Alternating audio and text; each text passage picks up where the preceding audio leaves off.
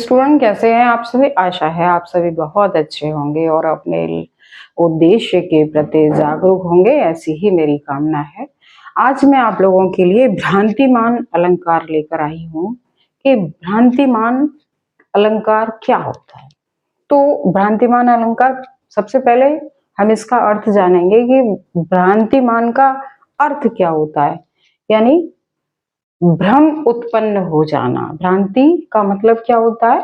भ्रम हो जाना, ये भ्रांतिमान का अर्थ है।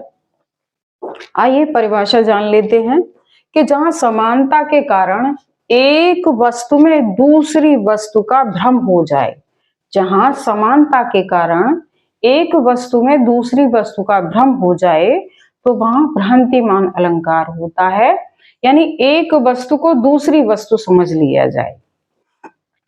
उदाहरण देख लीजिए। नाक का मोती अधर की कांति से, बीज दाड़िम का समझकर भ्रांति से, देखो सुको हुआ शुक मौन है, सोचता है अन्य शुक यह कौन है। तो अब यहां पर क्योंकि नाक का मोती यानी उर्मिला की जो नाक में जो मोती है, क्या जो मोती है उसे देखकर शुक, सुक मीन्स होता है तोता, तोते को ये भ्रम हो जाता है कि उर्मिला की जो नाक में मोती है उसे वह तोता जो है क्या समझ लेता है? बीज दाड़िम का यानी अनार का दाना समझ लेता है। तोता जो है उर्मिला की नाक के मोती को यहाँ अनार का दाना समझ लेता है और उर्मिला की नाक को अन्य शुक यह कौन है, यानी उर्मिला की नाक को दूसरा तोता समझ लेता है।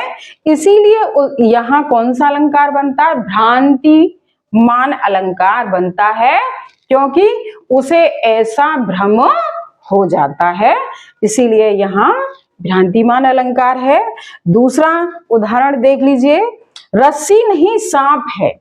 यानी यहाँ पर जो है भ्रांति के कारण यानी भ्रम के कारण सांप को ही क्या रस्सी को ही सांप समझ लिया जाता है। यानी रस्सी में सांप का भ्रम उत्पन्न हो जाता है। इसीलिए यहाँ कौन सा अलंकार है? भ्रांतिमान अलंकार है। तीसरा उदाहरण देख लीजिए। बिल विचार प्रविशन लाग्यो, काल शुंड में ब्याल, ताहूकारी ऊख भ्रम लिया उत्ताल उठाए। अब यहां देखिए, बिल विचार, बिल यानी ऐसा समझ करके कि यह बिल है। लग्यो काल शुंड में ब्याल, यानी काल शुंड यानी कि किसकी शुंड, यानी कि गज, हाथी की शुंड में ब्याल, ब्याल में सर्प, सर्प। अब ऊख, कारी ऊख यानी कि अब यही भ्रम गजराज को हो जाता है कि गजराज जो है कारीयुख यानी कि कारीयुख नहीं गन्ना समझकर, भ्रम में गन्ना समझकर लिया उत्ताल उठाए, तुरंत उसे अपनी सूंड से उठा लेते हैं। तो यहाँ क्या है कि सांप को तो कालशुंड यानी कि गजराज की जो सूंड है, सांप को यहाँ ये भ्रम होता है कि ये कोई बिल है, तो इसीलिए वो उसमें प्रवेश करना चाहता है। और इधर जो है गजराज यानी हाथी को ये भ्रम हो जाता है कि यह कोई ईख का गन्ना है, इसीलिए वो उसे तुरंत ही अपनी सूंड से उठा लेता है। इसीलिए यहाँ कौन सा अलंकार बनता है? भ्रांतिमान अलंकार बनता है। अच्छा है, समझ में आया होगा आपको। आगे चौथा उदाहरण देख लीजिए।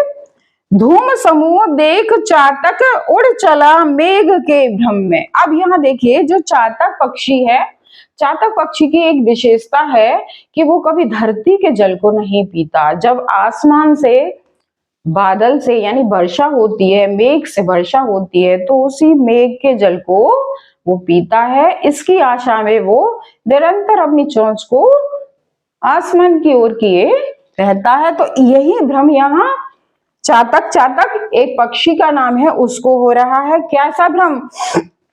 धूम समूह, यानी धूम माने धुआं और समूह माने गुब्बारा, धुएं के गुब्बारे को देखकर चातक पक्षी को ये भ्रम हो जाता है कि आकाश में तो बहुत सारे क्या बादल छाए हुए हैं, इसीलिए वो क्या है, उसकी ओर उड़ जाता है।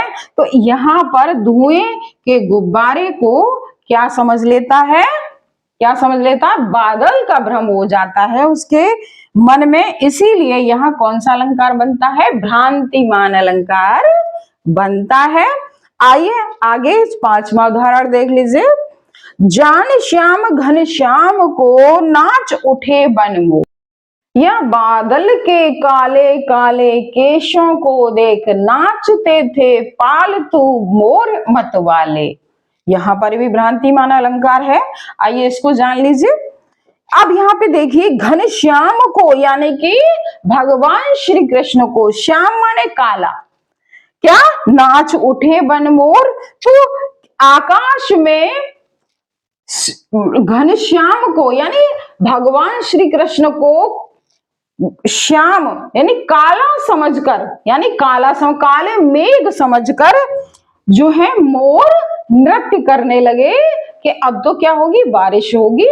क्योंकि जब आकाश में जो बादल छाते हैं तो ऐसा माना जाता, कहते हैं कि मोर जो है उसको देख करके नृत्य करने लगते हैं।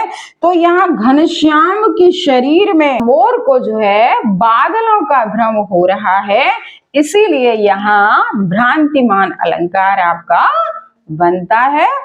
अगर मेरा वीडियो आपको पसंद आया हो तो लाइक कीजिए, सब्सक्राइब कीजिए, शेयर कीजिए।